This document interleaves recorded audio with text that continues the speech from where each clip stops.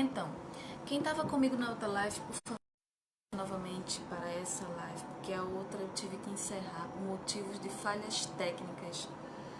Boa noite, pessoal, a graça e a paz do Senhor Jesus. Como eu estava lendo na outra live e fui interrompida, eu vou voltar a dar início à leitura, né? Como eu falei anteriormente, eu estava em dúvida em qual palavra eu ia trazer, eu ia ministrar nessa noite para vocês.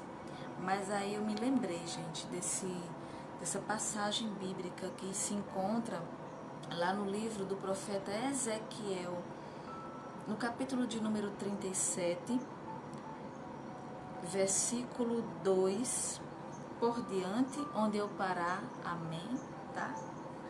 Eu não escolhi um versículo para parar, mas eu vou ler de início no versículo 2, e diz assim, 3. E me disse, filho do homem, poderão viver estes ossos? E eu disse, Senhor Jeová, tu o sabes. Amém? Olha, antes de continuar, queridos, eu quero pedir a Deus que Ele me conduza a levar uma leitura, uma palavra, conforme o Espírito Santo queira me conduzir. Amém? Que assim possamos orar. Querido Deus, amado Pai, Criador do céu e da terra, Deus, eu venho aqui humildemente como tua serva, Senhor, te pedir que me direcione com as palavras corretas para confortar, para orientar o teu povo. Em nome de Jesus, que o teu Espírito Santo se utilize de mim, Senhor, neste momento, para levar essa palavra com verdade ao teu povo que me assiste nesse momento. Em nome do Pai, do Filho e do Espírito Santo. Amém. E graças a Deus. Então, meditando nessa palavra, onde o profeta Ezequiel, ele teve uma visão, ele foi conduzido a um vale de ossos secos. Olha, a gente observa que quando uma pessoa morre, ali se acaba, ali termina toda a esperança de um ser humano. As nossas limitações humanas não nos permitem a crer que depois da morte, após a morte. Agora, estando diante de um vale de ossos secos, sequíssimo, a Bíblia vai falar que eram sequíssimos. Que esperança há?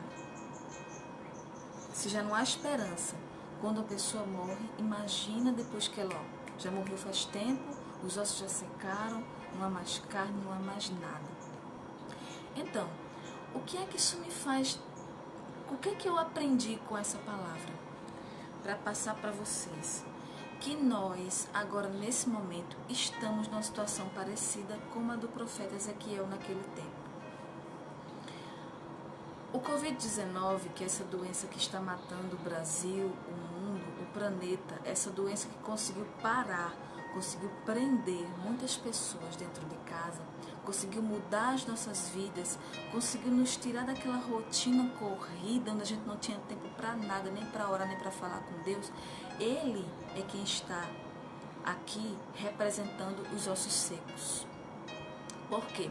Porque a ciência não encontra um meio de pará-lo, de bloqueá-lo.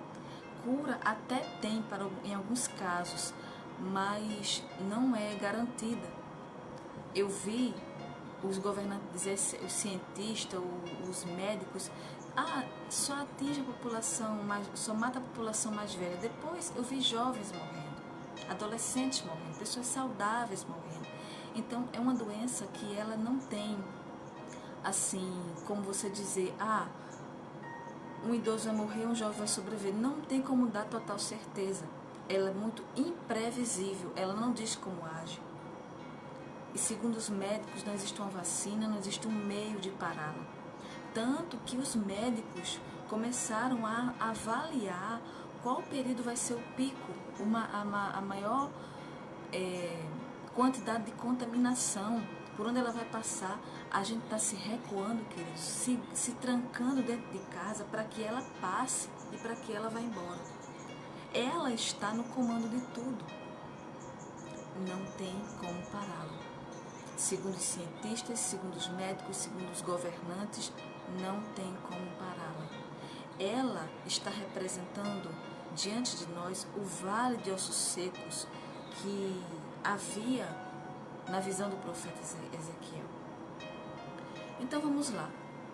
Mas qual foi a ordem que foi dada ao profeta Ezequiel após ele ser colocado diante de um vale de ossos secos? Vamos ler agora o versículo 4, 5 por diante para a gente entender melhor, né?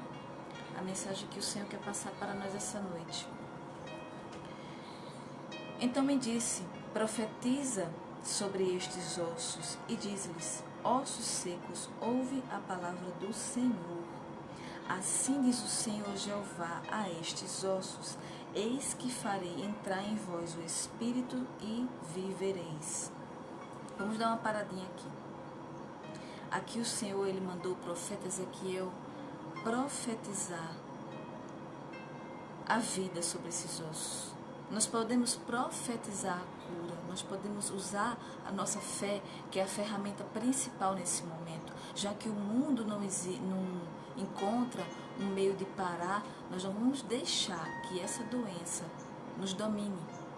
Óbvio que vamos ter os cuidados necessários, vamos sair de casa apenas quando for necessário e, se for sair, usar máscara, higienizar bem as mãos e manter a distância correta de 1 metro de cada pessoa. Evitar as aglomerações, tudo que os governantes estão nos recomendando, a gente deve fazer, porque a palavra de Deus também nos diz que devemos obedecer os governos, porque todo governo é estabelecido por Deus. Então, gente, mas isso não quer dizer que a gente tem que ficar à mercê da doença, que a gente tem que aceitar ela e que a gente tem que deixar ser dominado por ela e ser amedrontado por ela.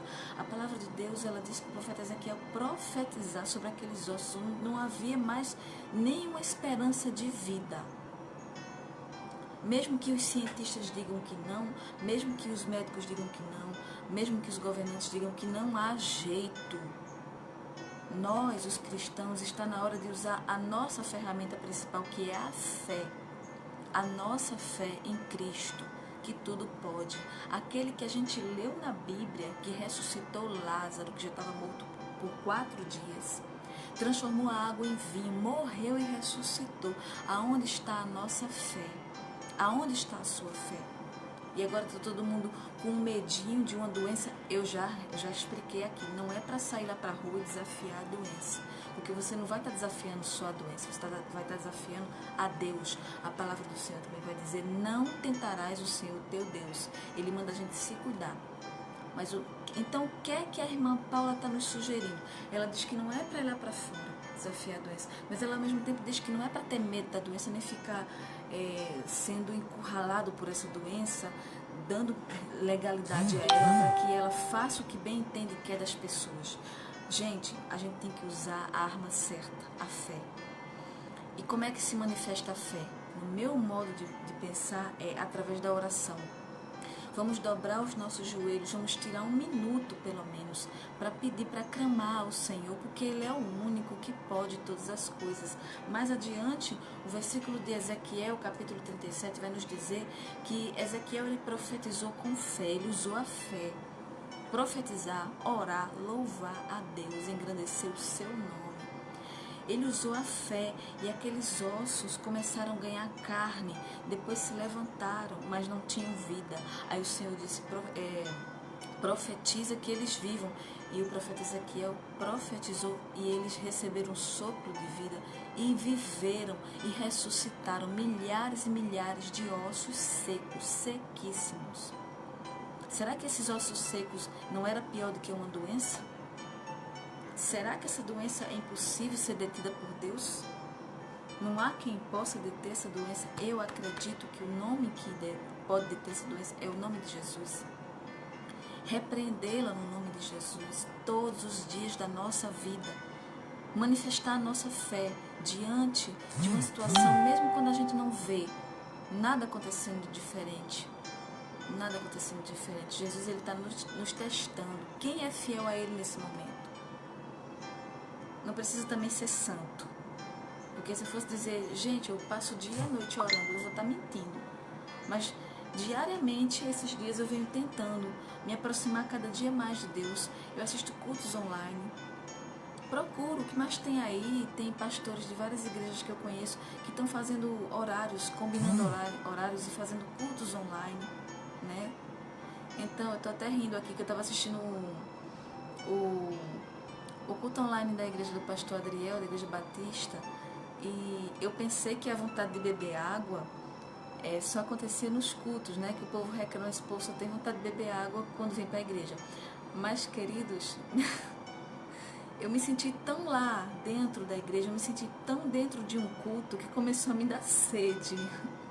E eu me levantei umas 3 vezes para beber água durante uma live de 1 hora, olha só. Descobri que beber água durante os cultos é uma coisa que já vem com a gente mesmo, com o crente mesmo, não tem como evitar.